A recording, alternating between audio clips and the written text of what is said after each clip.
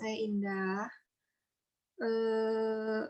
kuliah di UPI, sekarang ngambil pendidikan ekonomi.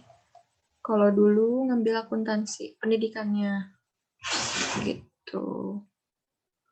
Udah kali ya gitu aja.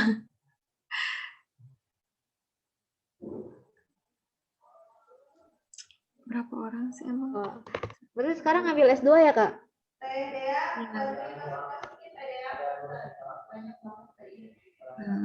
Sorry ya gelap.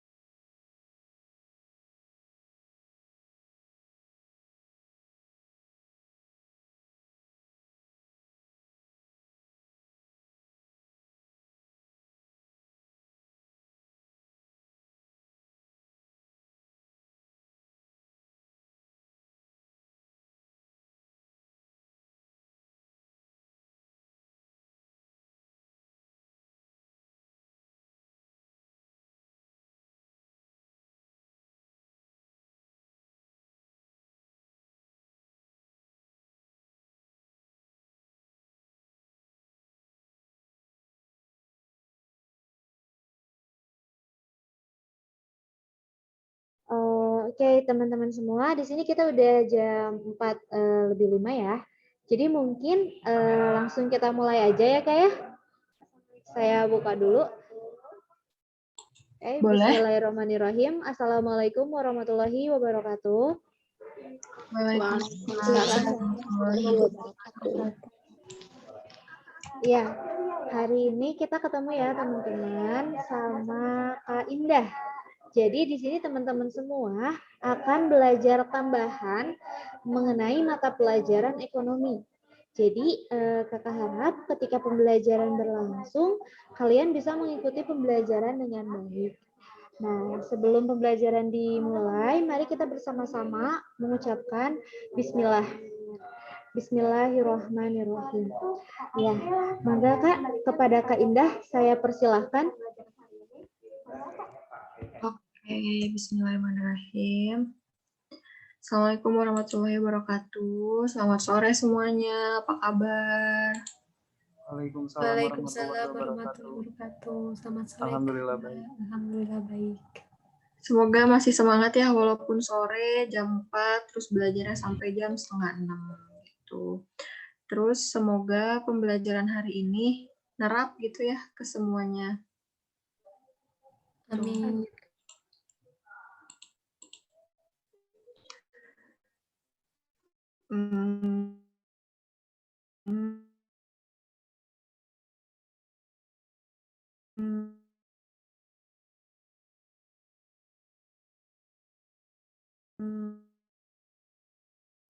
Di sini nanti jadi materinya ada 5 gitu. Ini tuh sengaja saya mulainya dari materi yang belakang karena kan kalau misalnya kelas yang siang atau reguler itu kan mulai dari depan ya. Kayak kemarin udah konsep, terus ada permintaan penawaran, keseimbangan pasar, ceiling price, floor price, terus nanti yang keduanya ada elastisitas dan teman-temannya gitu. Nah, kalau misalnya di sini kita mulai dari belakang dari akuntansi gitu. Sama seperti di kelas yang reguler biasa, kita akan memulai pembelajaran ini dengan pretest gitu. Terus nanti soal pretestnya itu akan kita bahas. Ini kenapa ya kecilpan?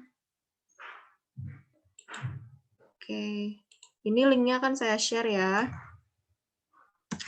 Silakan mengerjakan pretestnya di Gform yang ini. Waktunya 10 menit. Dimulai sekarang dari sekarang jam 16.08, berarti sampai jam 16.18. Mangga dikerjakan.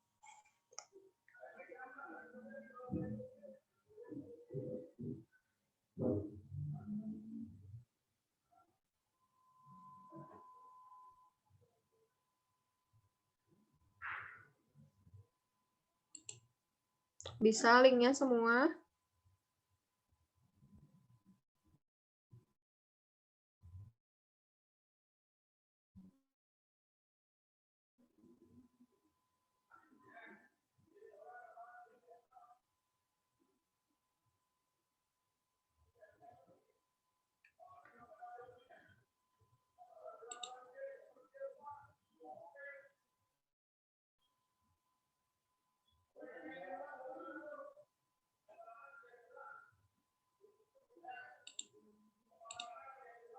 Oke.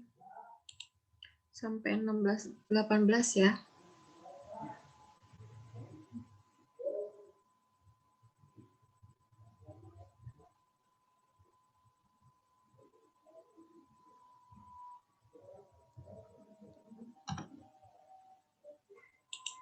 Sambil saya lihat responnya di sini.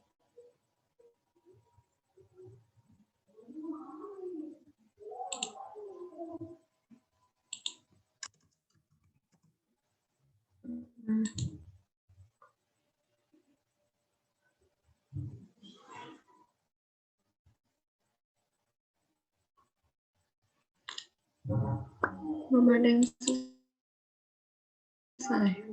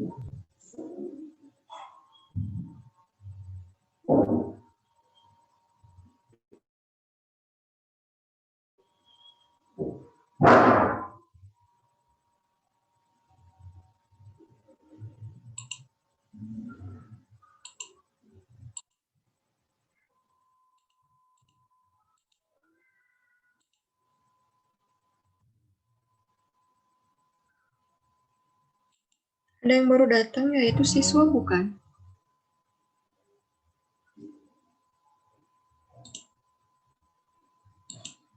Yang baru datang siswa apa bukan? Ini tiba-tiba ada 14 orang. Iya, Kak. Halo, Kak. Siswa ya? Siswa ya? Untuk siswa itu link pretestnya.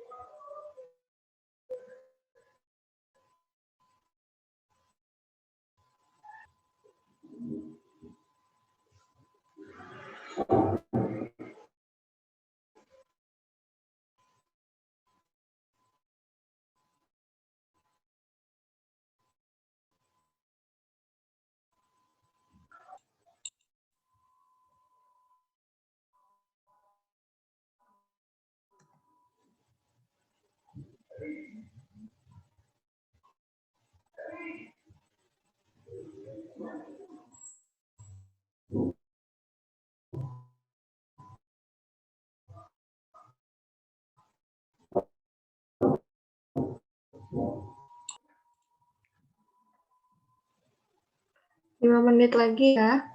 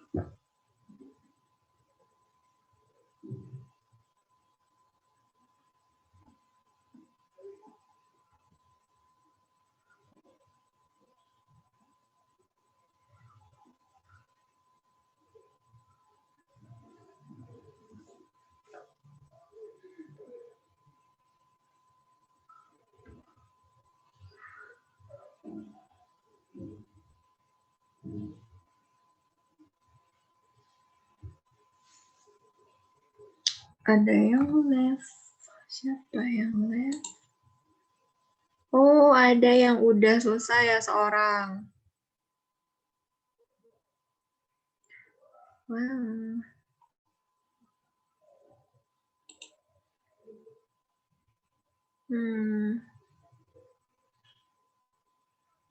Dua orang udah selesai ya. Lumayan.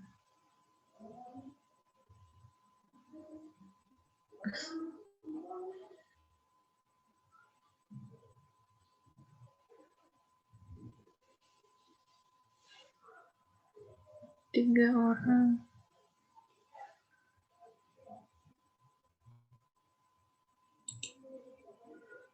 Uh.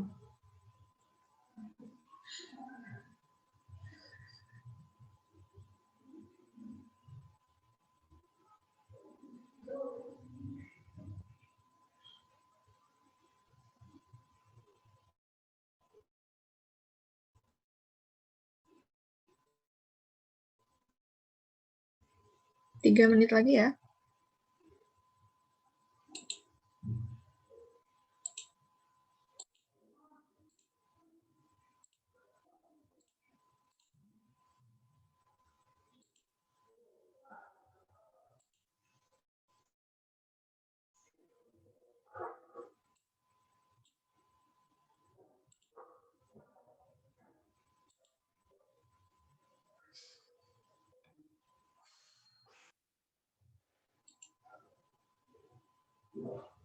Baru 4 orang.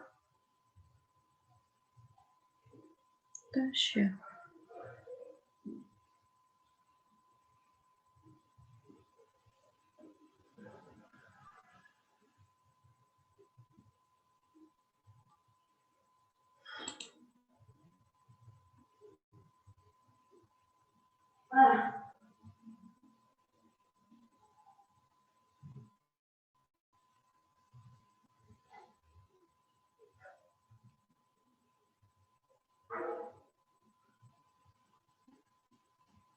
Enam orang. 7.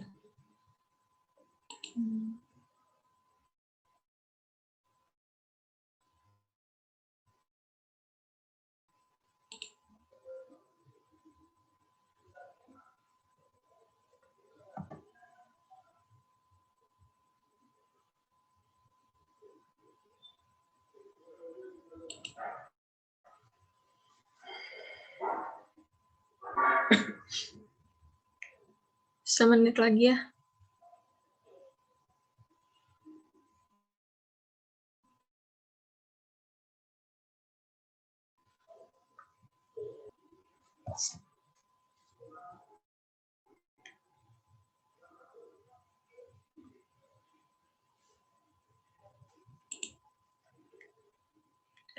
Oke, udah habis waktunya. Semuanya diharapkan kembali ke sini. Wah, paling tingginya. Aduh.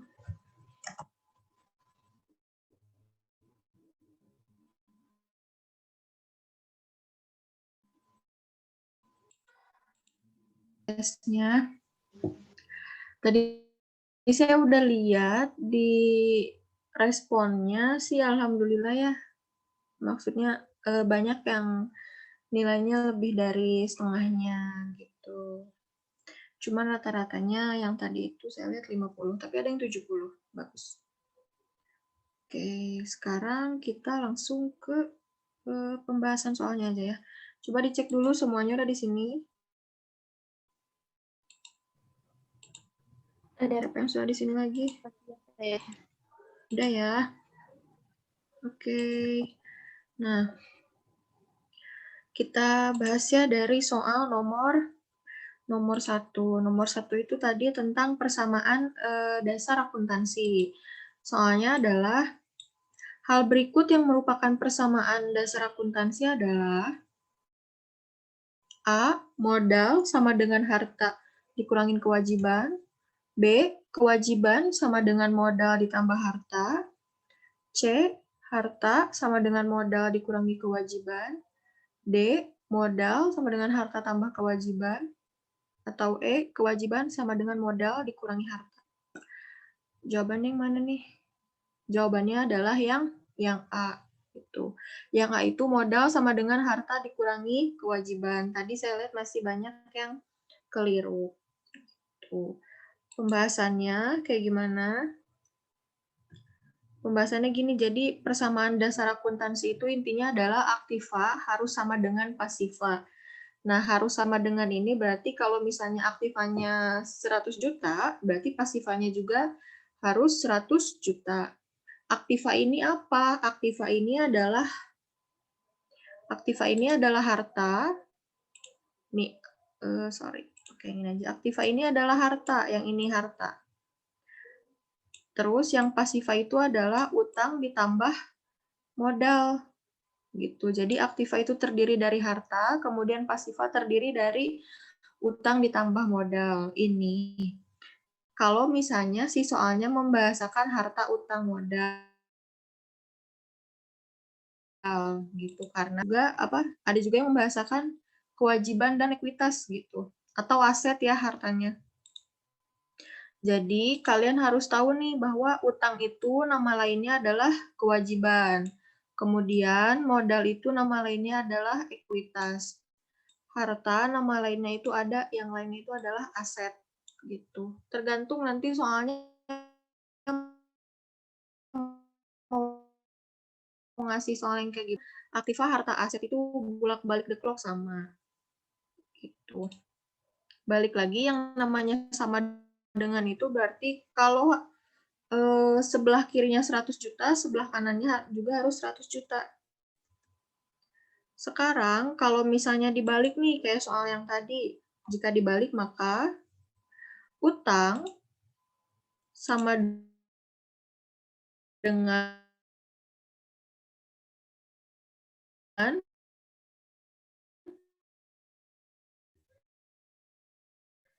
harta. Ini ada yang mau ditanyain?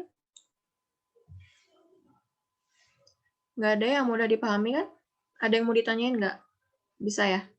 Ini adalah materi akuntansi. Biasanya kalau di SMA itu ini pelajaran setelah belajar teorinya itu langsung masuk ke persamaan dasar akuntansi gitu. Formulanya dihafalin lagi, aktiva sama dengan pasiva atau harta sama dengan utang ditambah modal.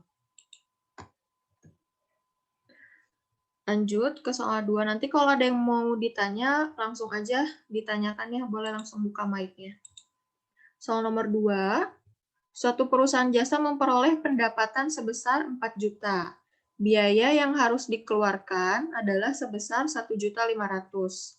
Modal yang diperoleh sesudah usaha sebesar 7.500.000. Besaran modal awalnya adalah A. 2.500.000, B. 4 juta, atau C. 5 juta, D. 7.500.000, atau E. 11.500.000.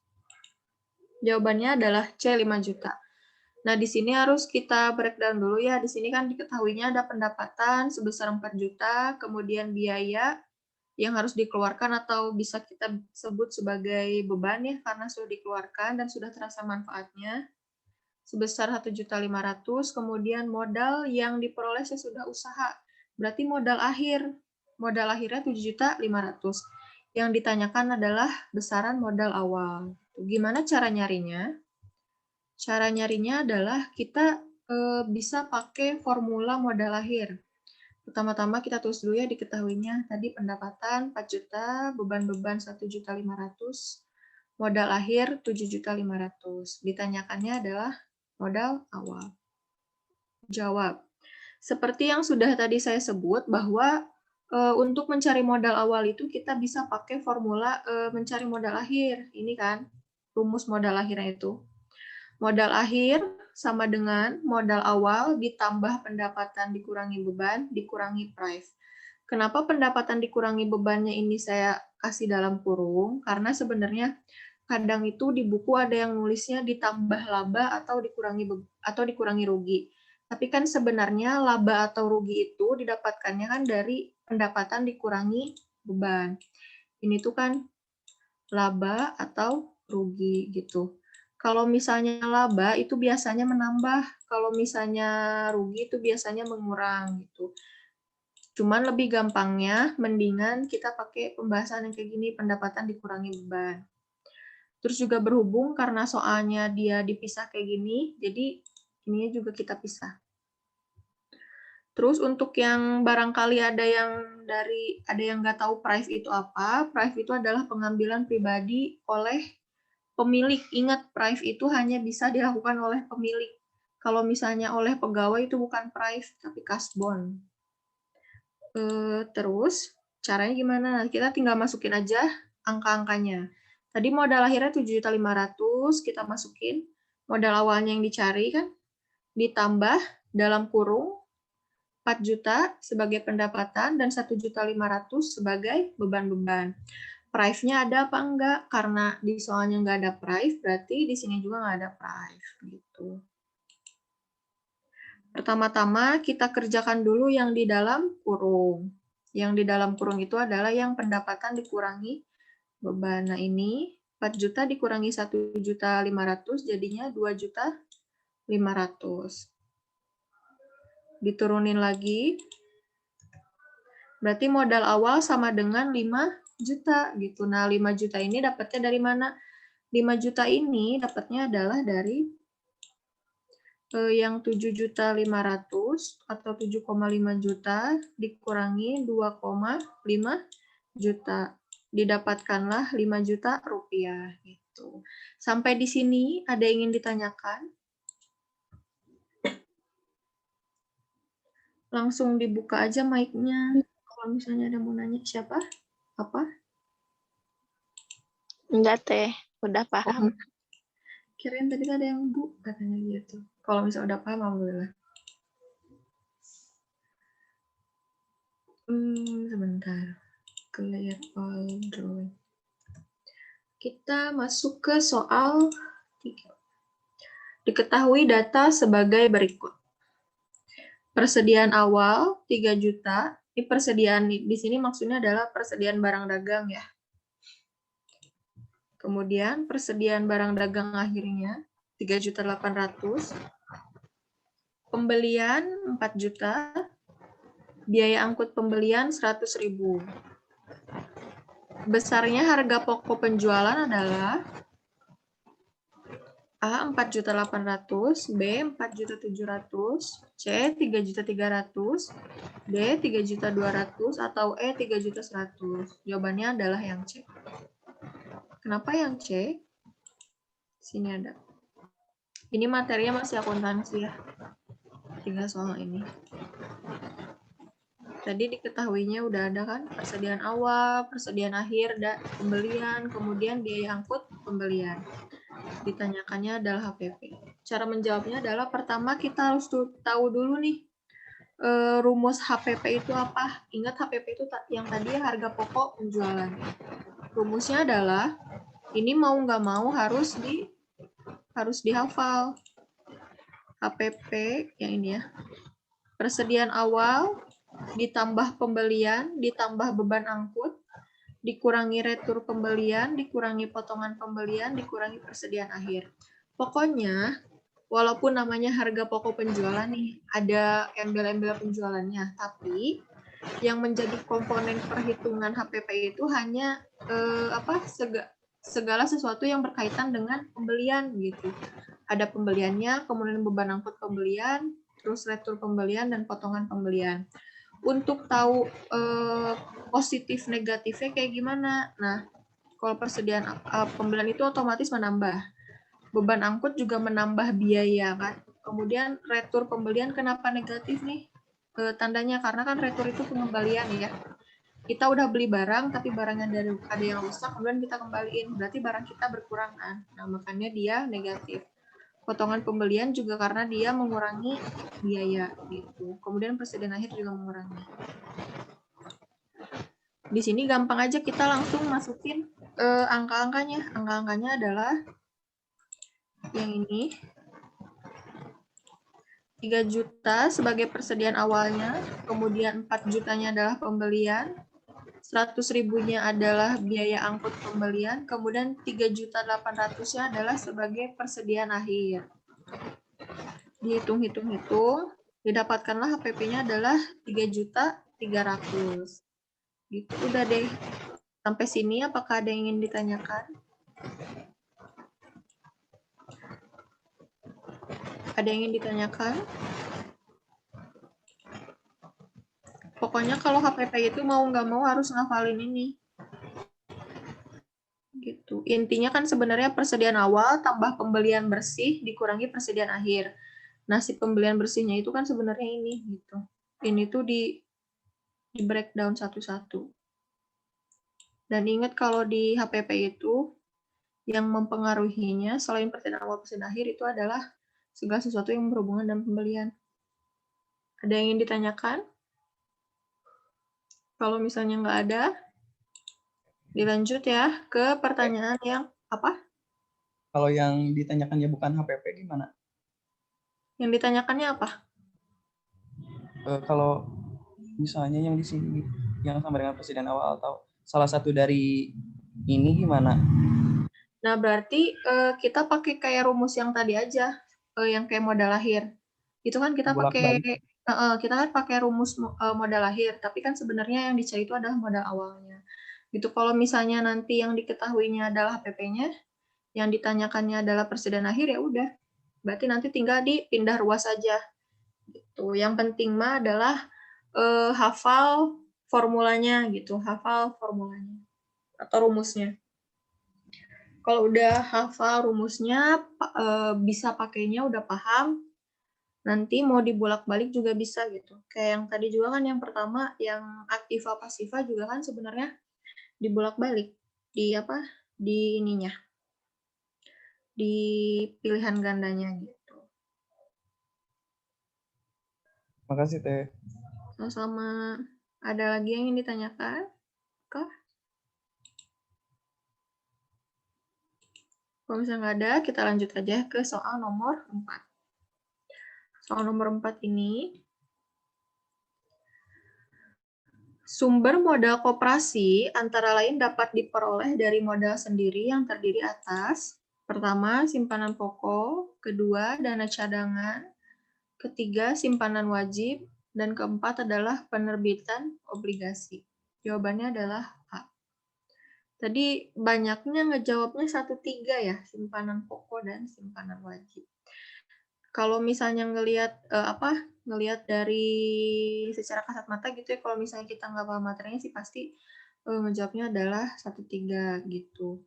Terus kenapa dana cadangan termasuk nih? Sebenarnya dana cadangan itu adalah dana yang disisihkan dari SHU atau sisa hasil usaha gitu. Jadi sebenarnya dana cadangan ini masih termasuk ke dalam modal sendiri. Nah, kalau misalnya yang penerbitan obligasi itu udah pasti dari modal pinjaman, karena kan sebenarnya dari obligasinya sendiri artinya itu udah surat utang kan gitu. Kalau misalnya sebuah koperasi menerbitkan obligasi berarti itu memang modal dari orang lain gitu yang berupa pinjaman.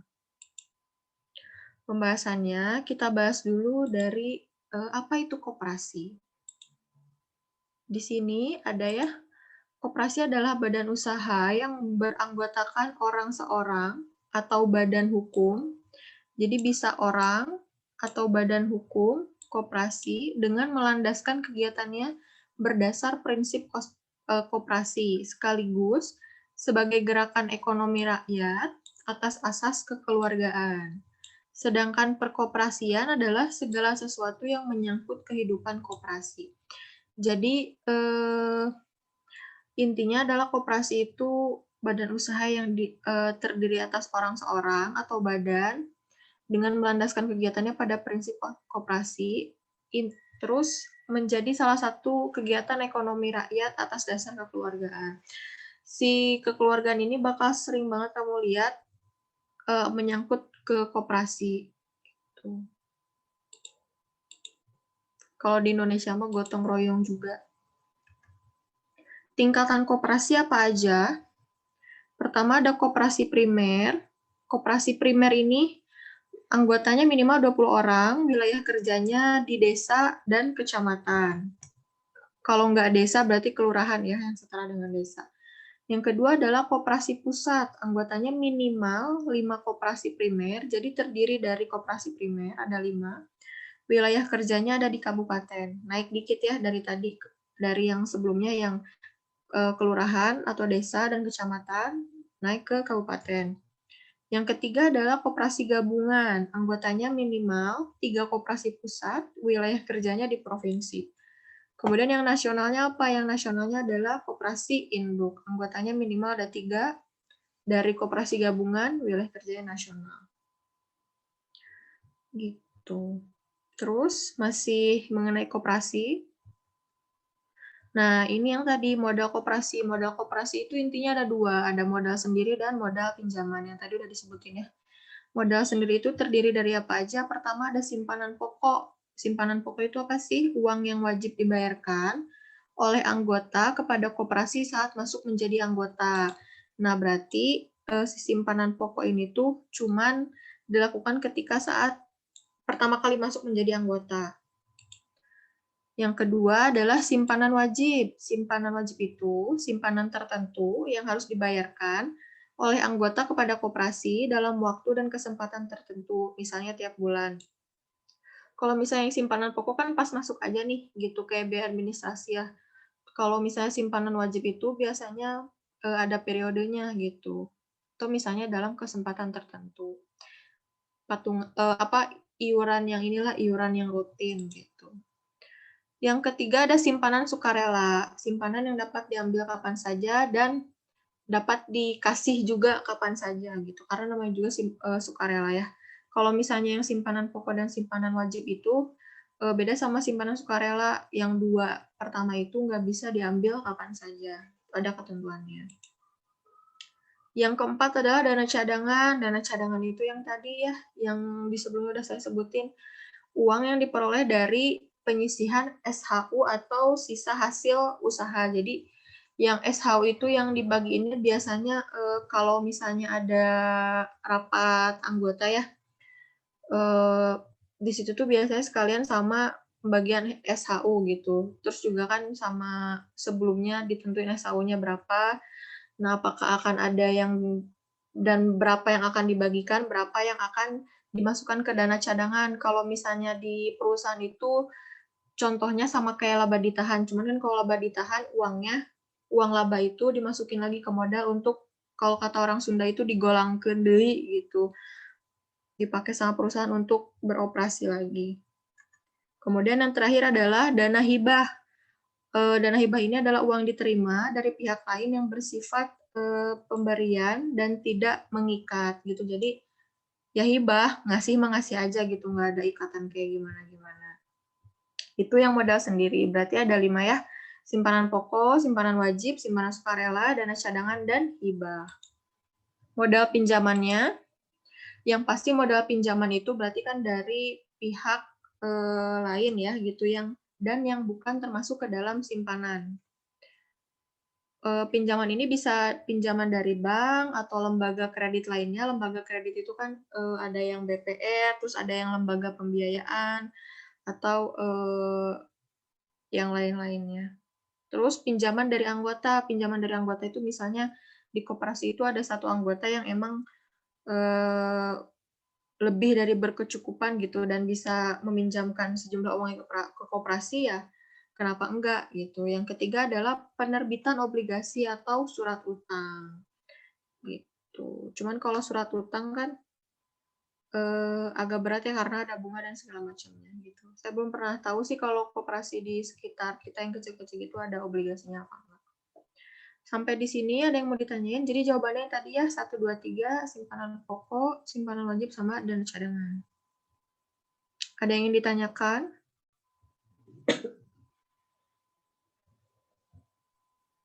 Kalau misalnya nggak ada, apa? Enggak. Oke, enggak. Sorry ya, telinga saya. Soal nomor 5. Soal nomor 5 itu sudah masuk ke manajemen. Yang termasuk fungsi pengorganisasian dalam suatu badan usaha adalah mengkoordinir kegiatan bawahan. 3, 1, 2, kemudian yang ketiga, menetapkan pembagian pekerjaan sesuai dengan keahlian. Dan 4, menetapkan pelaksanaan kegiatan perusahaan. Jawabannya adalah E atau semua benar, 1, 2, 3, 4 dan benar gitu. Pembahasannya kayak gimana sih? Pembahasannya adalah sebenarnya yang namanya organizing atau pengorganisasian itu kan kalau di materi itu masuknya adalah ke bab manajemen, terus submaterinya adalah fungsi manajemen. Kalau misalnya manajemennya sendiri pasti sudah tahu ya, manajemen itu pada intinya adalah seni mengatur orang lain gitu. Mengatur orang lain guna mereka mau melakukan apa yang kita suruh gitu. Tujuannya untuk apa? Tujuannya adalah untuk mencapai tujuan organisasi. Di manajemen itu yang paling terkenal itu kan dari Gerter ya. Di fungsi manajemen itu dia menyebutkan adalah POAC. POAC-nya itu adalah P-nya planning, O-nya organizing, A-nya actuating, dan C-nya adalah controlling. Terus di sini ada bagian organizing. Organizing itu fungsi pengorganisasian adalah fungsi manajemen dalam hal pembagian tugas dan kegiatan besar menjadi kecil untuk dibagikan pada para anggota sesuai keahlian masing-masing anggota organisasi. Dalam arti, manajemen bertugas untuk mengelompokkan orang, tugas, tanggung jawab, dan wewenang sesuai porsi sehingga mencapai tujuan organisasi itu sendiri secara bersama-sama. Nah, kalau misalnya kita ngelihat kan berarti yang kalau misalnya sesuai yang tadi ya, yang di organisasi itu bukan cuma orangnya, tapi tugas-tugasnya juga gitu, termasuk wewenang, tanggung jawab, semuanya gitu, segala sesuatu yang ada di perusahaan itu. Makanya di sini sasaran yang hendak dicapai itu juga termasuk ya, karena kan biasanya kalau misalnya dari top manajemen, kalau misalnya masih planning, si sasarannya itu masih belum mengerucut gitu. Nah, sedangkan di tahap organizing itu biasanya sudah dikerucutkan. Terus mengkoordinir kegiatan bawahan. Mengkoordinir ini adalah yang tadi ya, misalnya kamu kerja apa, kayak gitu kan. Si A kerjaanmu, si B kerjaanmu, si C kerjaanmu. Terus yang ketiga, menetapkan pembagian pekerjaan sesuai dengan keahliannya. Itu kan sama ya, yang sama kayak nomor 2. Yang nomor 4 juga menetapkan pelaksanaan kegiatan perusahaan. Ingat bahwa yang tadi yang organizing itu bukan cuma mengurus orangnya, tapi tugas-tugasnya juga. Gitu. Makanya 1, 2, 3, dan 4 itu termasuk. Gitu. Sampai sini apakah ada yang ingin ditanyakan?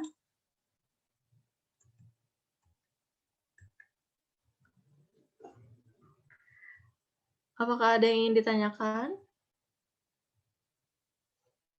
Kalau misalnya nggak ada, kita lanjut ya ke soal nomor 6.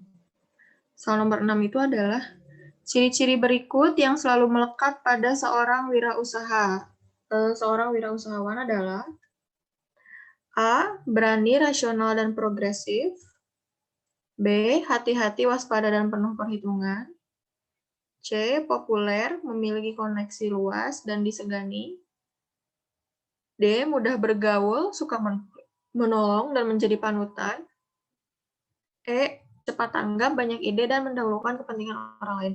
Tadi sih saya lihat di G-form itu banyak yang jawab ada, kebanyakan sih kalau nggak A yang B atau enggak yang B ya. Jawabannya adalah yang A. Kenapa yang A? Karena kata kuncinya adalah ada di berani mengambil resiko. Nah, itu kata kuncinya. Kenapa enggak yang B nih? Karena asumsinya kan kalau yang B ini ya yang penuh perhitungan. Karena kan memang betul harus penuh perhitungan, tapi kan kita juga misalnya kalau kita sebagai wirausaha, kita kan harus berani mengambil resiko gitu. Beraninya aja dulu. Pembahasannya. Dari definisinya dulu, kewirausahaan dapat didefinisikan sebagai keberanian seseorang untuk mengambil risiko, memanfaatkan potensi yang dimiliki, dan bertindak kreatif dalam rangka memenuhi kebutuhan hidup. Balik lagi, kebutuhan hidup. Itu karena kan secara kasar, kalau misalnya kita ngelihat secara kasar matanya di masyarakat, yang namanya wirausaha itu adalah orang yang kerja tuh untuk dirinya sendiri dan hanya dengan dirinya sendiri gitu. Jadi dia usaha sendiri untuk apa? Ya tentu saja untuk memenuhi kebutuhan hidup. Terus ciri-ciri wirausahawan diantaranya adalah pertama, berani mengambil risiko. Yang kedua, kreatif dalam berkarya. Yang ketiga, mempunyai semangat dan kemampuan keras. Dan yang keempat, mempunyai kemampuan memanfaatkan sumber daya yang ada. Gitu. Nah, kalau misalnya ngelihat dari sini, berarti yang paling sesuai dengan pembahasan yang tadi adalah jawabannya adalah yang A. Berani, kemudian rasional pemikirannya, dan yang ketiga adalah progresif atau setiap dari kegiatan-kegiatan lainnya itu ya, atau dari setiap karya ke karyanya itu ada progresnya, itu ada peningkatan. Terus kenapa enggak yang C? Karena kan menjadi populer itu bukan suatu modal utama untuk berwirausaha atau bukan sebuah tujuan dalam berwirausaha. Pun dengan disegani atau koneksi luas. Kemudian mudah bergaul, suka menolong dan menjadi panutan, dan yang lain-lainnya itu tidak termasuk. Itu mah kayak turunannya aja. Sampai sini ada yang ingin ditanyakan? Intinya yang tadi ya, kata kuncinya adalah ada di berani. Nggak ada? Nggak ada, Kak. Nggak ada, oke. Nggak banyak protes ya kelas ini ya?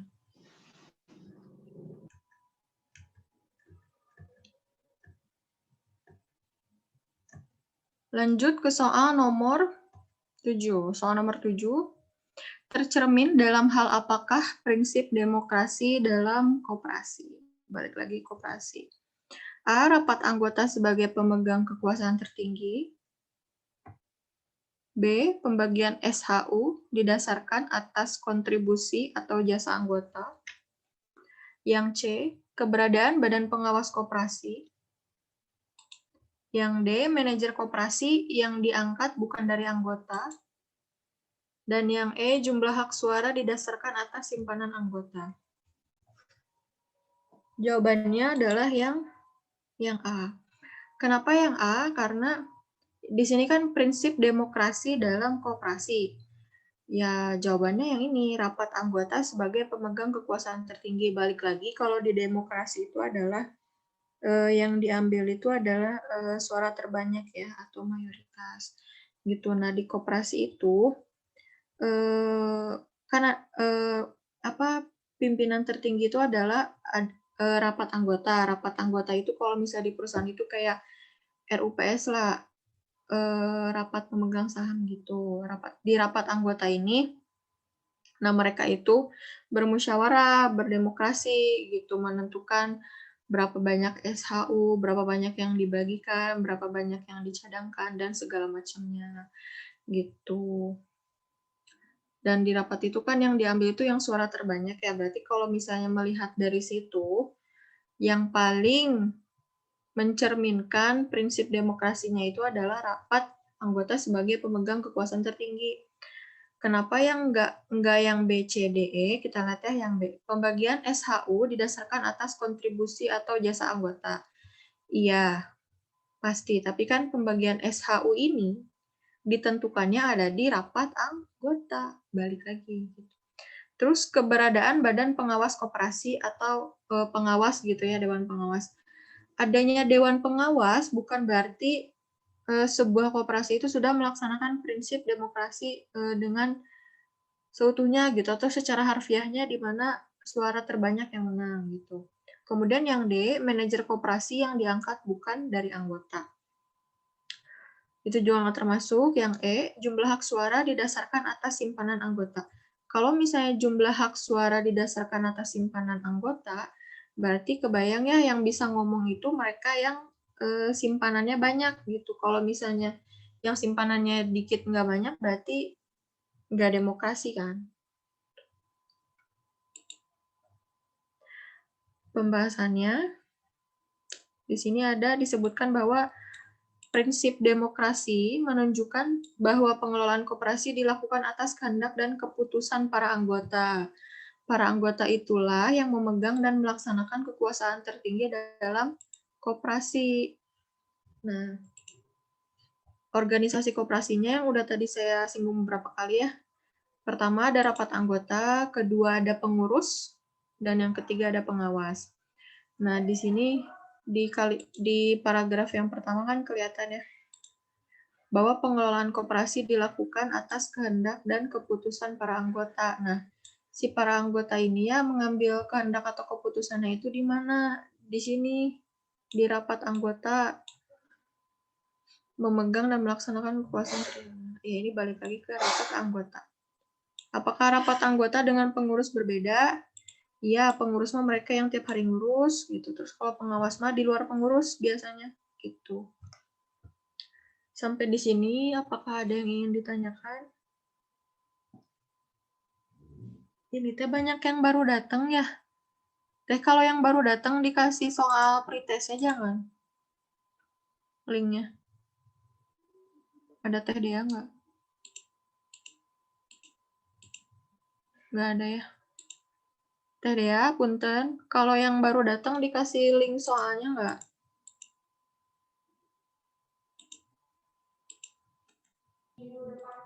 Oh, ya Kak. Kalau Kalau yang itu gimana yang baru datang. kebijakan dari Kak Indah? Apa Oh iya, ya boleh atau tidak kasih aja seperti ya. itu? Apa ada Kasih aja ya. susulan atau tidak begitu? Iya Kak. Boleh. Buat yang baru datang, nih saya lihat ada 17, soalnya tadi 14, mungkin 3 orang baru datang. Di chat udah saya kirim apa soal pretestnya. Boleh dikerjain apa sekarang, mungkin bisa sambil ngedengerin Zoom-nya nggak gitu. Kalau misalnya satu device, boleh dikerjain sekarang atau misalnya dikerjain nanti gitu. Sekarang lihat dulu aja pembahasannya. Cuman agak gimana ya? Mendingan kerjain dulu aja gitu. Nanti di akhir pasti masih ada waktu, boleh nanya-nanya yang 3 orang.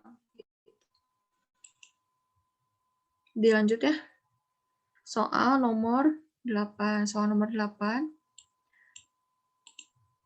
Karakteristik perusahaan persero yang tidak dimiliki perusahaan umum, yaitu. Nah, di sini perusahaan persero dan perusahaan umum itu nyangkutnya adalah ke badan usaha milik negara BUMN. Gitu. Sebenarnya dulu itu BUMN ada 3, ada persero, ada perum, sama ada perjan. Cuman kalau perjan itu sekarang sudah nggak ada. Tuh. Sisa persero sama perum. Balik lagi soalnya. Yang A, modalnya terbagi atas saham.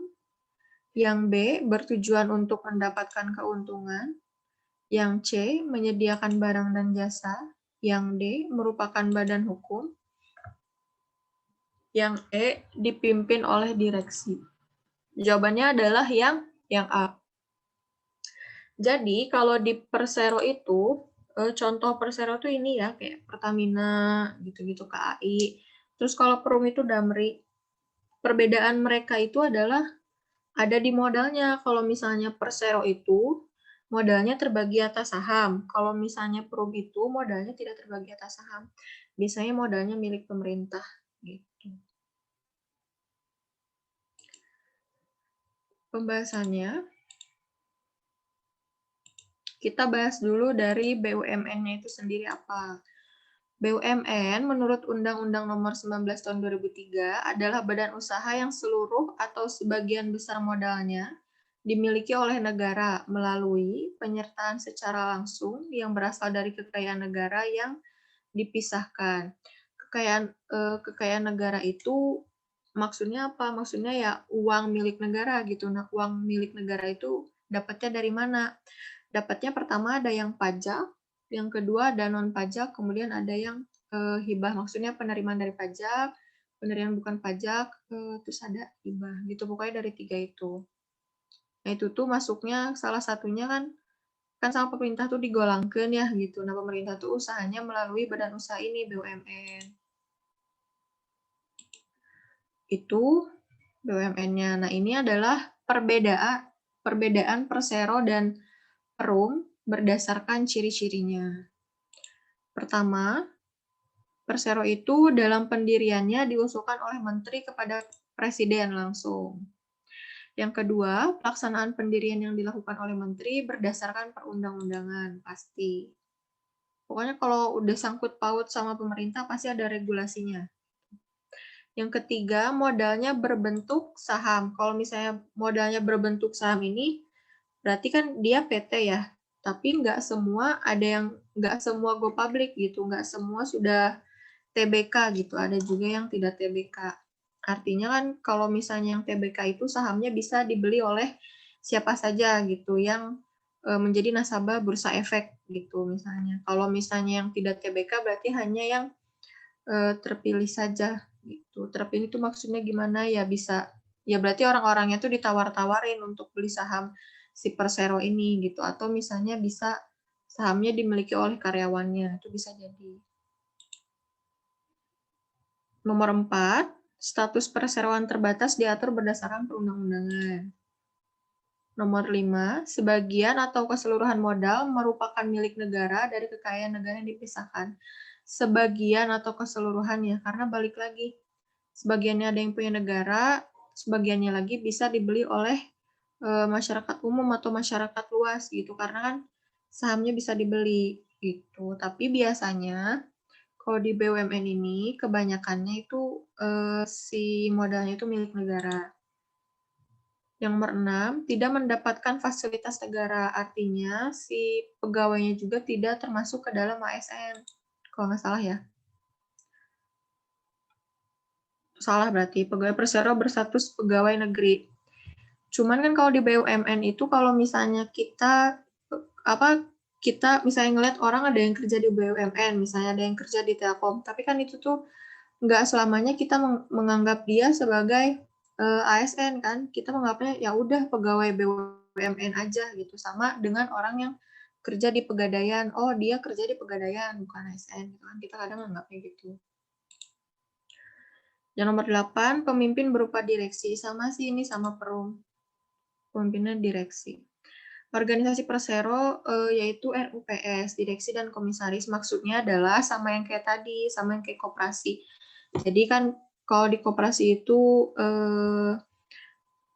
pimpinan tertinggi itu ada di rapat anggota. Nah, kalau misalnya di perseroan terbatas ini, pimpinan tertingginya itu adalah RUPS atau Rapat Umum Pemegang Saham, baru direksi dan komisaris. Kemudian yang Perum, nah perbedaan utama juga antara Persero dengan Perum adalah kalau Persero itu tok untuk mencari laba gitu. Kalau misalnya Perum itu untuk melayani masyarakat luas, makanya kalau Perum itu biasanya transportasi, jasa-jasa vital yang kayak gitu-gitu. Pertama, melayani kepentingan masyarakat yang umum, kayak Damri ya, Perum Damri gitu. Kemudian pemimpin berupa direksi atau direktur sama dengan yang Persero. Yang ketiga, pekerja merupakan pegawai perusahaan dari pihak swasta. Jadi nanti ada pihak swastanya gitu. Jadi ada pihak ketiga. Kemudian yang keempat, dapat menghimpun dana dari pihak lain. Menghimpun dana ini beda dengan menjual saham. Perlu diingat. 5, pengelolaan dari modal pemerintah yang terpisah dari kekayaan negara. menambah keuntungan kas negara, sebenarnya sama aja sama persero. Yang nomor 7, modal berasal dari pemerintah yang berasal dari kekayaan negara yang terpisahkan. Ya, berarti dari APBN kan? Gitu. Sampai sana ada yang ditanyakan? Oh iya, kalau Perum itu modalnya itu biasanya stok dari negara gitu maksudnya. Dia nggak jualan saham. Ada yang mau ditanyakan? Persero dan Perum? Balik lagi ya, Kak. Apa? Kalau perbedaan direksi sama direktur itu gimana? Direksi itu jajarannya, manajemennya. Kalau misalnya orangnya disebutnya direktur gitu. Cuman gitu doang. Jadi kalau direksi itu apanya, kalau direktur itu siapanya.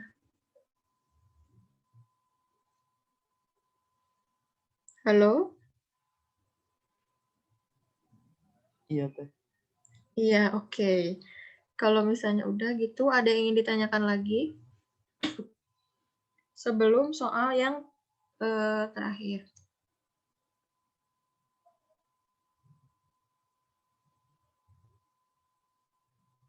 Nggak ada? Kalau misalnya nggak ada, Saya teh, oh kaget aku. Iya apa? maaf teh, itu teh yang Persero nomor 6 tidak mendapatkan fasilitas negara, itu maksudnya bagaimana ya teh? Ya maksudnya tuh berarti nggak ada fasilitas negara kalau berarti nggak ada naturanya gitu loh. Kalau misalnya kayak pegawai negara itu kan biasanya kalau mereka tuh biasa ada natura kan. Contoh yang paling gampangnya itu adalah mobil-mobil plat merah gitu kan, itu fasilitas negara gitu. Kalaupun memang mereka mendapatkan fasilitas, itu disebutnya bukan fasilitas negara, tapi fasilitas ibaratnya fasilitas dari kantor aja gitu. Oke teh, makasih. Sama-sama. Ada lagi? Ini yang 3 orang yang baru masuk itu udah ngisi apa belum? Udah ngisi pretestnya apa belum? Apa ngikutin ini aja? Belum, Kak. Oh, belum. Oke. Oke, kita lanjut ya ke soal nomor 9. Soalnya mengenai apa sih? Wirausaha. Pertimbangan yang perlu diperhatikan dalam menentukan jenis produk yang akan dihasilkan oleh seorang wirausahawan adalah 1. Persaingan dalam pasar. 2. Permintaan konsumen. 3. Kemampuan produksi. Dan 4. Modal yang dimiliki. Jawabannya E. 1, 2, 3, dan 4. Kenapa E? Karena ibaratnya kalau misalnya posisikan kita ini mau membuka sebuah usaha baru, apa yang akan kita lakukan kan? Apa yang akan kita, pertama kan kalau misalnya di ekonomi itu ada ya, barang apa yang akan diproduksi gitu. Terus untuk siapa barang diproduksi dan bagaimana cara memproduksinya, intinya itu kan. Nah, di sini bagaimana cara menentukan si barang apanya itu? Pertama kita harus tahu dulu nih persaingan dalam pasarnya, ada berapa banyak rival usaha kita gitu, berapa banyak orang yang memproduksi produk yang sama kayak produk yang mau kita buat gitu. Terus yang kedua permintaan konsumen, kita harus tahu nih sebenarnya konsumen ini atau masyarakat luas ini membutuhkan barang yang akan kita produksi apa enggak, karena kalau misalnya kita produksi tapi konsumen nggak butuh kan berarti mereka nggak akan beli ya, mereka nggak akan beli produk kita gitu. Kalau misalnya kayak gitu mah bisa jadi kalau kata orang Sunda capek gawe teka pake, ngapain dibuat kalau nggak ada yang beli, rugi-rugi doang gitu. Yang ketiga adalah kemampuan produksi, maksudnya apakah kita mampu memproduksinya gitu. Terus alat-alat untuk memproduksinya apakah ada gitu. Nah, ini nyambung juga ke yang nomor 4, modal yang dimiliki. Modal yang dimiliki ini maksudnya modalnya adalah bisa ke modal dalam bentuk uang, apakah uangnya itu cukup ya. Modal uangnya itu cukup, kemudian bisa jadi mesin-mesinnya gitu kalau misalnya memproduksi harus pakai mesin. Terus ketiga, apakah sumber daya manusianya gitu ada untuk memproduksi barang ini gitu. Terus yang skill-skill lainnya tuh. Ada yang jawab, menurut saya sih ini soal paling gampang ya dari yang 1 sampai 10. Ada yang jawab bukan E? Ada teh, Ada? Ada yang jawab bukan E? terkecoh teh. Terkecoh kenapa? Padahal kayaknya gampang. Gak apa-apa, mungkin kurang teliti atau mungkin udah sore gitu. Iya. Pembahasannya sih kayak gitu. Ada yang ingin ditanyakan di sini? Mungkin ada yang ingin bertanya kenapa 1, 2, 3, 4, 16 orang, ada yang left. Kalau misalnya nggak ada, apa? Ada lagi nggak selain yang 4 ini? Nggak ada sih. Karena biasanya nggak ada sih. Ya intinya mah utamanya ya dalam memproduksi sebuah barang nih, kalau misalnya kamu searching juga di internet, intinya adalah apakah barang ini dibutuhkan oleh konsumen. Karena kalau udah dibuat nggak ada yang beli, ngapain gitu. Terus kalau misalnya dibutuhkan nih, bisa di breakdown kan satu-satu. Kalau misalnya dibutuhkan nih, apakah kita mampu memproduksi barangnya gitu. Memproduksi barangnya itu misalnya kemampuan dari manusianya gimana, kemampuan dari modal uangnya gimana, kemudian modal mesinnya kayak gimana, dan segala macamnya. Terus apakah kita akan bertahan nanti di pasar gitu, persaingan nanti gimana, ada berapa banyak penjual, kita harus membidik pasar yang sebelah mana gitu. Sebenarnya kan yang kayak gini bisa di breakdown satu-satu gitu, sama logika sendiri.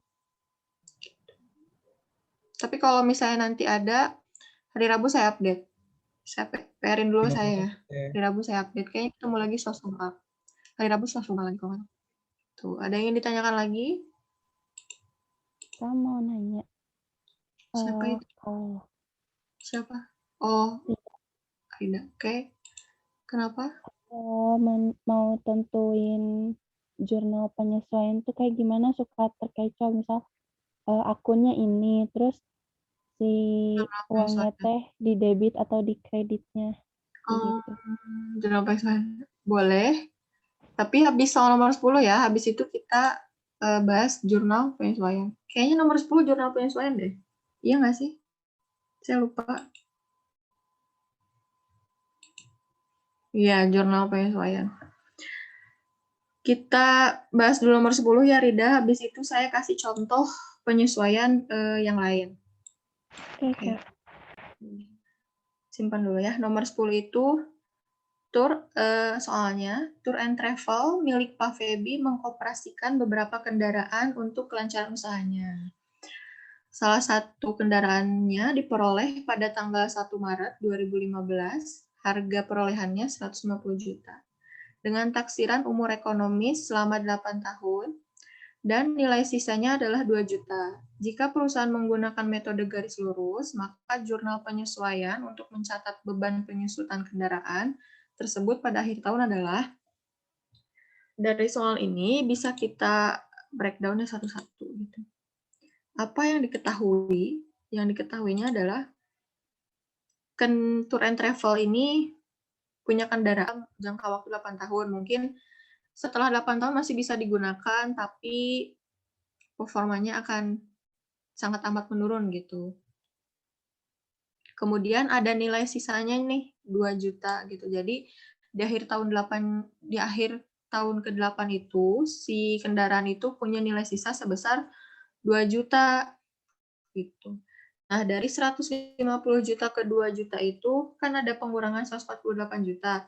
Si 148 juta itu bukan berarti si kendaraan itu mengurang, mengecil atau gimana gitu ya. Maksudnya adalah penyusutan dalam hal performa gitu. Kemudian di sini juga kita tahu bahwa si Tour and Travel ini menggunakan metode penyusutan itu metode garis lurus atau straight line. Itu. Dan yang paling penting, belinya 1 Maret 2015, Terus penyesuaiannya akhir tahun. Akhir tahun itu berarti nggak jauh dari 31 Desember. Gitu. Cara mengerjakannya adalah, ini pembahasannya.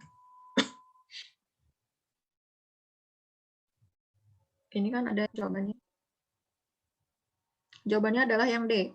Di debitnya beban penyusutan kendaraan, kemudian di kreditnya akumulasi penyusutan kendaraan masing-masing 15.355.000. Gini ya, kalau misalnya yang namanya menyusutkan sebuah aset tetap, perlu diketahui dulu bahwa yang namanya kendaraan itu masuknya ke aset tetap. Nah, aset tetap itu ada penyusutannya. Bagaimana cara menyusutkannya, mencatat penyusutan tersebut? Di debitnya adalah beban penyusutan. Kalau penyusutan kendaraan ya berarti ada embel-embel kendaraannya. Kalau misalnya mesin berarti beban penyusutan mesin gitu, atau beban penyusutan peralatan. Kemudian kreditnya adalah akumulasi penyusutan. Kalau kendaraan ya kendaraan, kalau mesin ya mesin gitu. Dan ingat, yang biasanya disusutkan itu hanya ada 4 kelompok. 4 kelompok itu apa? Peralatan, mesin, kendaraan, sama gedung. Kalau tanah itu nggak ada penyusutan. Kenapa? Karena biasanya dari tahun ke tahun itu, tanah itu kan nggak mengalami penyusutan ya, malah harganya tuh nambah gitu kalau tanah tuh. Makanya nggak ada penyusutannya. Cara menentukan akunnya gimana kalau penyusutan? Ya udah hafalin aja debitnya beban penyusutan sama kreditnya akumulasi penyusutan, karena nggak ada cara lain, karena ini mau udah formulanya dari sananya. Kalau penyusutan ya berarti gini gitu. Debitnya beban penyusutan, kreditnya akumulasi penyusutan. Beban penyusutannya masuk ke kelompok beban, akumulasi penyusutannya masuk kelompok harta. Kenapa harta tapi di kredit gitu ya? Karena akumulasi penyusutan ini walaupun termasuk ke harta, dia itu sifatnya mengurangi harta gitu. Kalau misalnya mengurangi harta, kenapa harus dimasukin ke harta? Ya biar tahu kalau misalnya di akhir tahun itu sudah berapa yang berkurang gitu dari aset itu. Nah, si pengurangan dari aset itu tuh dikumpulinnya di akun akumulasi penyusutan. Ini juga berguna untuk kalau misalnya nanti aset itu mau atau kendaraan itu mau dijual gitu. Terlalu jauh ya ngomong ini kayak lagi di jurusan akuntansi. Sampai sini ada yang ditanyakan dulu? Gak ngerti teh. Nggak ngerti. Ngerti nggak? Sama teh bingung.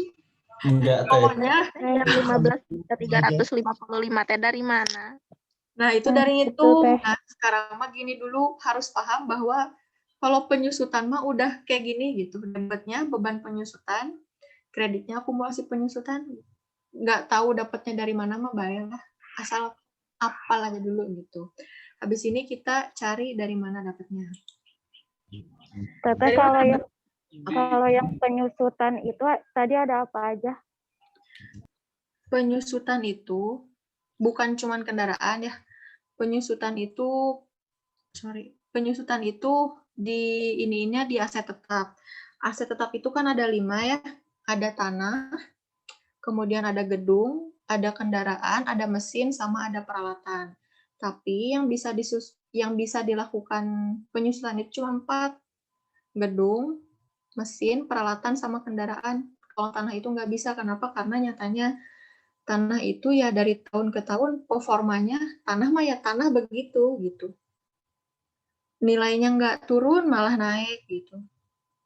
Kalau misalnya gedung kan walaupun misalnya bisa jadi nilainya bertambah, sebenarnya kan yang mahalnya itu bukan gedungnya, tapi tanahnya. Kalau gedung mah kan masih kayak ada harus ada pemeliharaan gedung dan segala macam kan, kayak gitu-gitu. Termasuk mesin, kendaraan, sama peralatan kayak gitu. Pokoknya ada 4. Dan bagaimana cara menyusutkannya? Pencatatannya yang tadi apalin aja. Di debitnya beban penyusutan, di kreditnya akumulasi penyusutan, udah tok segitu. Untuk cari berapanya, nah ini kayak gini. Yang tadi itu kan kita tahu bahwa kita itu menggunakan metode garis lurus ya. Metode garis lurus. Metode garis lurus atau GL. Metode garis lurus itu rumusnya kayak gini. Apa yang dimaksud dengan HP? HP adalah harga perolehan. Kemudian NS adalah nilai sisa. Tadi kan ada yang nilai sisa di soal ya, 2 juta. Kemudian UE adalah umur ekonomis. Diulangi lagi. Untuk di rumus garis lurus, penyusutan sama dengan harga perolehan dikurangi nilai sisa dibagi umur ekonomis. Kalau nggak ada nilai sisanya gimana? Misalnya atau enggak nilai sisanya adalah 0, ya udah berarti dikurangi 0 gitu. Apakah ada nama lain untuk nilai sisa? Ada. Selain disebut sebagai nilai sisa, disebut juga sebagai nilai residu. Kudu apal ya teh, karena tidak semua soal menyebutnya sebagai nilai sisa. Ada juga yang menyebutnya sebagai nilai residu. Saya tulis ya. Jelek banget pasti.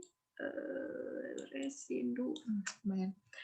Nah, tinggal masukin aja berapa penyusutan sama dengan 150 juta yang tadi ya kendaraannya yang dibeli tanggal 1 Maret dikurangi 2 juta, nilai sisanya dibagi 8 tahun. Total dapat 18 juta 500 gitu, dapat 18 juta 500. Harus diketahui bahwa 18 juta 500 ini kan untuk per tahun. Dari mana kita tahunya? Karena kita membaginya ke 8 tahun, bukan bulan gitu. Kalau bulan kan berarti 8 kali 12 gitu. Itu baru ke per bulan. Karena baru per tahun, kita harus cari nih. Kita pindah ke sebelah sini. Ke sebelah kanan. Di sebelah kanan ada nih keterangannya. Tanggal 1 Maret 2015 kan tadi kita belinya. Kemudian penyesuaiannya tanggal 31 Desember atau 10 bulan. Kenapa 10 bulan? Kan Maret itu bulan ketiga. Kenapa coba? Karena ini kan tanggal 1. Dari tanggal 1 Maret sampai ke tanggal Maret itu kan 31 ya. Dari tanggal 1 sampai 31 Maret kan itu berarti udah sebulan. Berarti Maretnya dihitung gitu. Jadi nanti ngitungnya Maret, April, Mei, Juni, Juli, Agustus, September, Oktober, November, Desember. Kenapa Desembernya juga dihitung? Karena ini kan sampai tanggal 31 Desember, jadi Desembernya dihitung. Jadi kayak dari ujung ke ujung gitu. Setiap ujung itu dihitung. Dapatlah 10 bulan. Nyari beban penyusutannya kayak gimana? Beban penyusutannya adalah 10 bulan dibagi 12. Kenapa 12? Karena kan setahun itu 12 bulanan. 10 per 12 dikali beban penyusutan per tahunnya berapa? 18.500 didapatkanlah 15.355. 10 dibagi 12 itu dapatnya 0,83. Dikali ke 18.500 dapatnya segini. Sebenarnya 0,833333, tapi ambil aja secara gampang 2 angka di belakang koma 0,83. Gitu. Teh kalau misalnya dari 1 April ke 31 Desember berarti gimana? Berarti 9 bulan kan? Berarti nanti beban penyusutannya tinggal 9 per 12 dikali 18.500.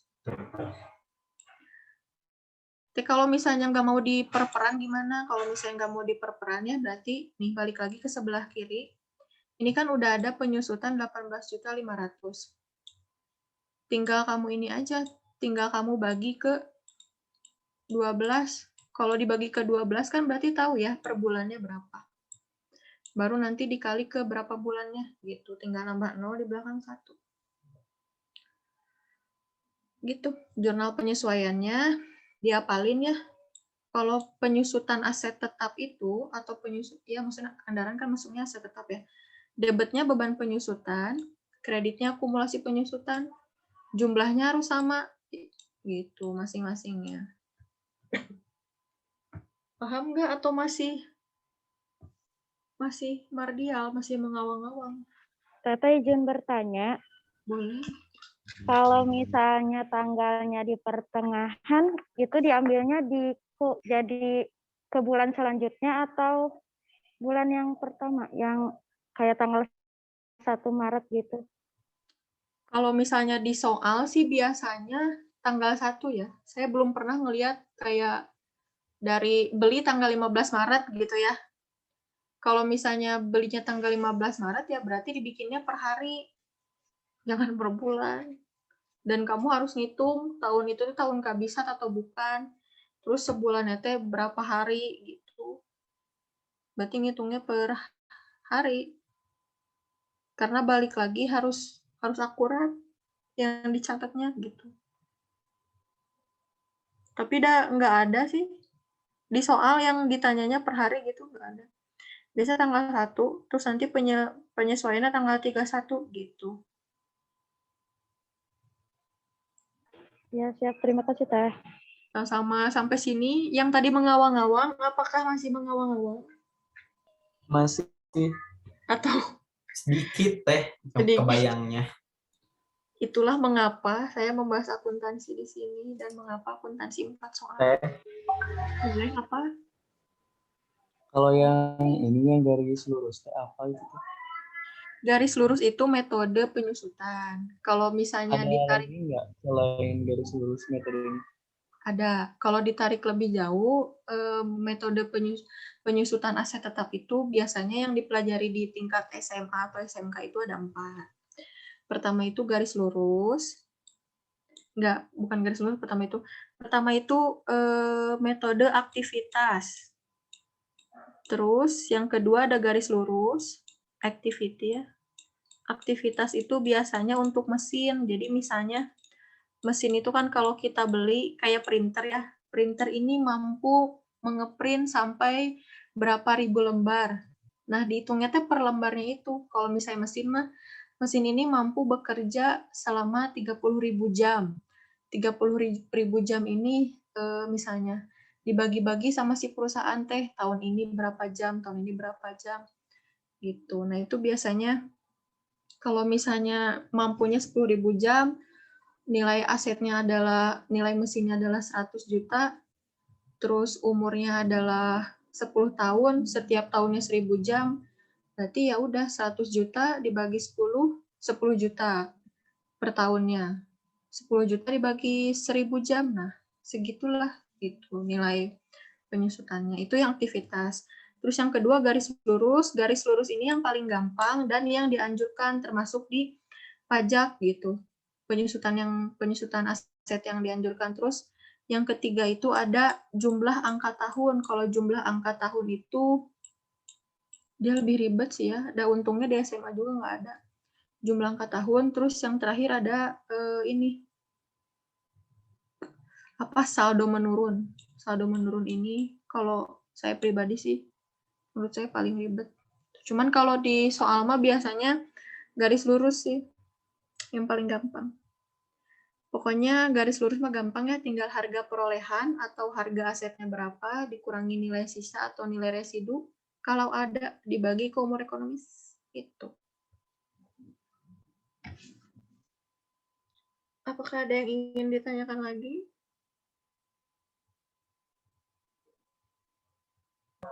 Jelas teh. Jelas ya. Nah, untuk aset tetap ini ya, untuk aset tetap, untuk penyesuaian itu kan biasanya ya kalau misalnya di soal itu selain menyesuaikan aset penyusutan, ada juga yang menyesuaikan jumlah perlengkapan atau misalnya menyesuaikan persediaan barang dagang. Persediaan barang dagang itu kan disesuaikannya yang tadi ya, yang HPP. Gitu. Tapi biasanya kalau nggak penyusutan ya perlengkapan atau enggak menyesuaikan sewa bisa, tapi sewa sama perlengkapan nanti konsepnya sama sih. Sama kayak gini juga ngitungnya. Dia umurnya buat berapa tahun gitu. Setahunnya berapa, per bulannya berapa, yang kelewat udah berapa ya sama aja kayak gini. Ini kan setahun yang baru kelewat baru 10 bulan, nah kayak gitu-gitu ngitungnya. Paham ya? Kalau misalnya udah paham, mari kita mulai saja ke post test. Sorry. Kalau misalnya, sorry. Dibersihin dulu ya. Post testnya sebentar, saya nggak paham.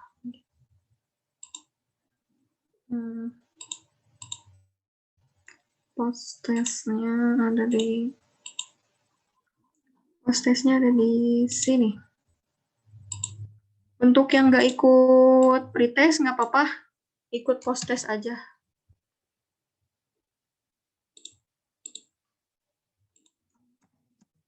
Mangga nyanggakeun, dikerjakan post testnya.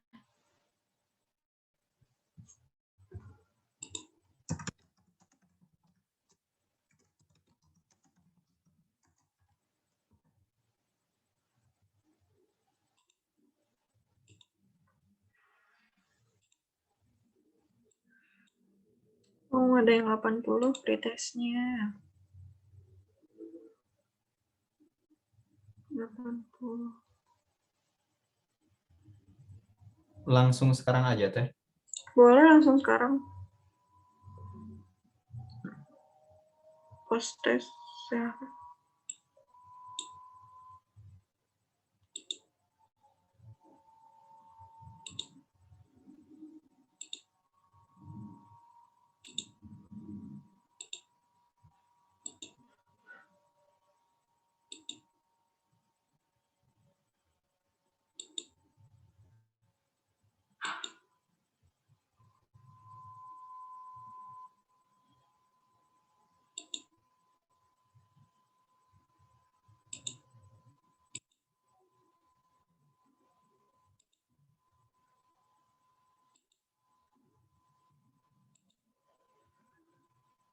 Hmm.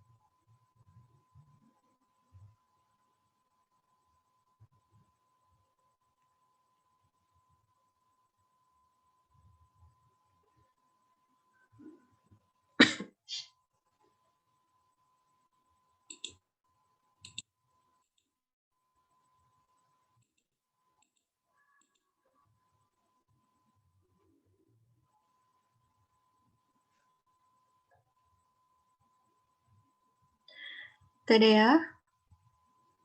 On kah? Iya Kak, gimana Kak Indah? Kalau misalnya, ini kan tadi mulai prosesnya tuh 7 menit terakhir ya, sedangkan durasi waktunya 10 menit. Kalau misalnya ada yang belum beres, diudahin duluan aja nggak apa-apa gitu ya. Oh iya, boleh Kak. Itu bagaimana ya Kak? Bisa tidak jika misalkan dikirimkannya ketika nanti gitu setelah pembelajaran ini selesai masih bisa dikirimkan Kak? Bisa, Oh masih bisa, boleh. oh ya. Oh ya Kak, saya tuh izin menyampaikan. Jadi arahan dari koordinator akademiknya itu setiap peserta itu wajib melaksanakan pretest dan posttest. Jadi setiap peserta itu wajib memiliki nilai pretest dan posttest. Apakah yang tidak hadir atau yang sedang ada izin mengikuti kegiatan atau yang sakit tidak bisa hadir, boleh gitu jika mengikuti pretest dan posttestnya. Boleh. Oh boleh. Boleh. Oke Kak. Mungkin nanti saya ini sama Kak Indah ya Kak. Ya. Untuk link-linknya. Biar saya bisa share. Kalau linknya mah kan ada ya di ini di PPT. Nah PPT-nya teh udah dimasukin ke materi aja, ke materi LC. Oh oke.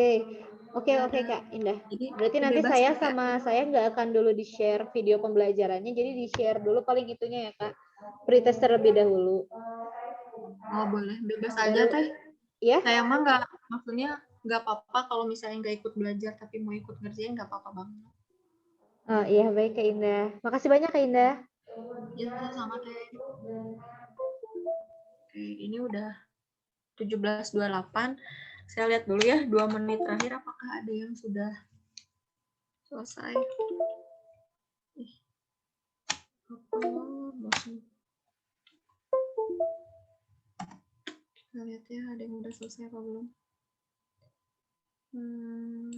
Belum.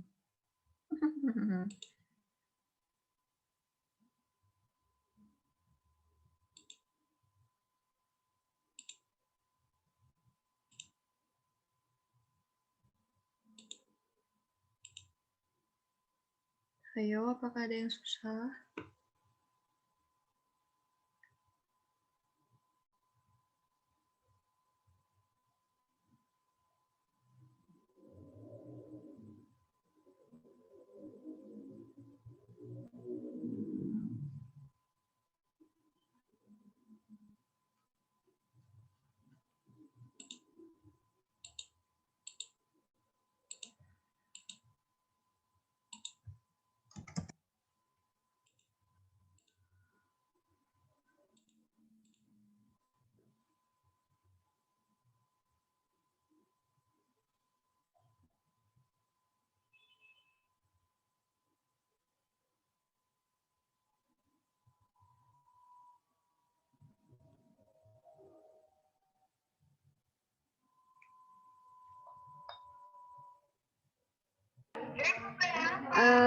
Kak Indah, kayaknya waktunya sudah habis ya, Kak? Ya, habis. Iya. Oke, untuk teman-teman yang belum menyelesaikan, bisa diselesaikan ketika kita sudah live ya. Tapi tetap ditunggu ya, Kak Indah ya, secepatnya ya. Ya, ini belum ada yang masuk soalnya. Iya. Nggak apa-apa. Untuk semuanya tetap ditunggu ya hasilnya oleh Kak Indah. Oke. Kakak mau melakukan penutupan dulu atau langsung ditutup saja, Kak? Nggak apa-apa, langsung tutup aja Teh. Oke, alhamdulillah untuk pembelajaran hari ini kita telah selesai. Kepada teman-teman semua, mari sebelum kita menutup pembelajaran, mari kita membaca dulu doa penutup majelis. Subhanaka Allahumma bihamdika asyhadu an la ilaha illa anta astaghfiruka wa atubu ilaik. Terima kasih untuk Kak Indah, terima kasih banyak Kak atas pembelajarannya dan ilmunya yang telah diberikan. Dan terima kasih juga kepada teman-teman semua yang telah mengikuti kegiatan pembelajaran tambahan. Terima kasih. Wassalamualaikum warahmatullahi wabarakatuh. Waalaikumsalam. Terima kasih, Teteh. Iya, sama-sama. Terima kasih, Teh. Iya, sama-sama.